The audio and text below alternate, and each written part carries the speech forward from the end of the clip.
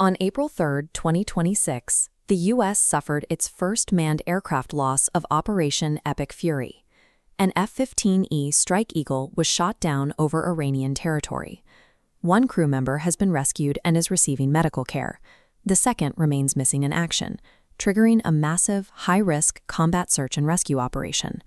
Wreckage photos place the crash site between the central Khuzestan province and Keshm Island, identifying the downed aircraft as part of the 494th Fighter Squadron based out of RAF Lakenheath. Extracting a downed crew from hostile territory requires a massive diversion of specialized assets. Commanders must quickly coordinate extraction helicopters, close air support, and specialized ground forces in a complex race against the clock. The rescue effort quickly compounded U.S. aviation losses. During the extraction attempts, an A-10 Warthog crashed near the Strait of Hormuz, and Iranian ground forces fired on two HH-60 Pavehawk helicopters, causing damage and wounding personnel.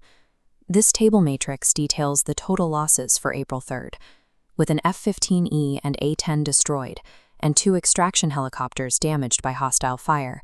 The airspace is currently highly lethal for U.S. recovery teams. The initial shootdown reveals a shift in Iranian anti-air tactics. The Islamic Revolutionary Guard Corps did not rely on traditional radar to target the F-15E. Instead of emitting traceable radar waves, Iranian forces used ground-based passive infrared to track the aircraft's thermal signature with zero emissions. Because it tracked heat, the F-15E's onboard radar warning receivers failed to trigger, giving the crew zero warning before impact. By bypassing standard U.S. aerial defenses, Iranian forces are forcing immediate tactical adjustments for all ongoing strike packages in the region.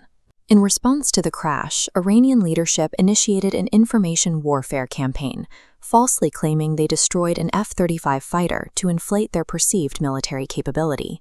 For the missing airman, the threat is concrete. Iranian authorities have offered a 10 billion toman bounty, roughly $60,000, for his live capture. When asked about the shootdown, President Trump dismissed any impact on diplomatic negotiations, firmly defining the current conflict as a state of war. Total U.S. casualties have reached 13 killed in action. However, the administration confirmed that military operations and infrastructure strikes within Iran, including the recent destruction of 3 key bridges, will continue unabated. Recovering the missing airmen remains the highest immediate tactical priority. The situation has even prompted the suspension of Allied Israeli airstrikes in relevant areas to keep the airspace clear for the search.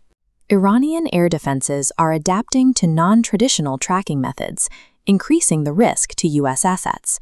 Despite this, the overarching operational tempo of Operation Epic Fury remains undeterred.